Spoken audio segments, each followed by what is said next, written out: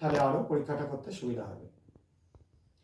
এবং এটাকে কিন্তু বেশ খানিকক্ষণ হিট করতে হবে, এই পরিবর্তনটা হতে কিন্তু সময় নেবে। এটা ওয়াটার বাথে রেখে করলে খুব ভালো হয়। এবার আমরা এই যে গ্লুকোজ সলিউশনটা ইউজ করছি, এর মধ্যে কি গ্রুপ বললাম, সিএইচও গ্রুপটা আছে। এই সিএইচও গ্রুপের জন্য এটা একটা বিশেষ পরিবর্তন ঘটে যাবে।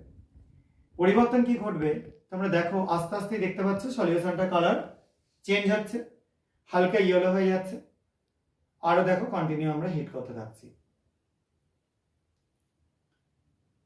এবং এই হিটিংটা আবারও বলে দিচ্ছি, যেন কেউ ডাইরেক্ট হিট করবে না, বারবার ঘুরিয়ে ফিরিয়ে হিট করবে, যাতে টেস্ট টিউবের সব জায়গায় তাপটা আস্তে আস্তে সমানভাবে ছড়িয়ে যায়। কারণ এক জায়গায় হিট করলে কিন্তু লিকুইডটা ছিটকে বেরিয়ে চলে আসতে পারে।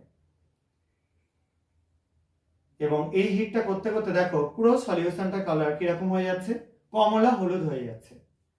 এবং যদি আমরা জল গাহের মধ্যে বা ওয়াটার বাথে রেখে এটা হিট করি, তাহলে কিন্তু খুব ভালো মতো দেখে বুঝতে পারবে আস্তে আস্তে আস্তে আস্তে এটা কমলা হয়ে যাবে। দেখো এখানেও হয়ে যাচ্ছে, ঠিক আছে, দেখো পুরো সলিউশনটা কালার কমলা হয়ে গেছে। এবার যদি আমরা এটাকে অনেকক্ষণ ধরে রেখে দিই, তাহলে দেখবো এখান থেকে একটু লালচে বর্ণে একটা অধক্ষেপ নিচের দিকে পড়ে গেছে। এই যে কমলা বর্ণটা তৈরি হলো, যার জন্য সেই যৌগটা হচ্ছে Cu2O বা কপারের একটা অক্সাইড, যেটার নাম কিউপ্রাস অক্সাইড।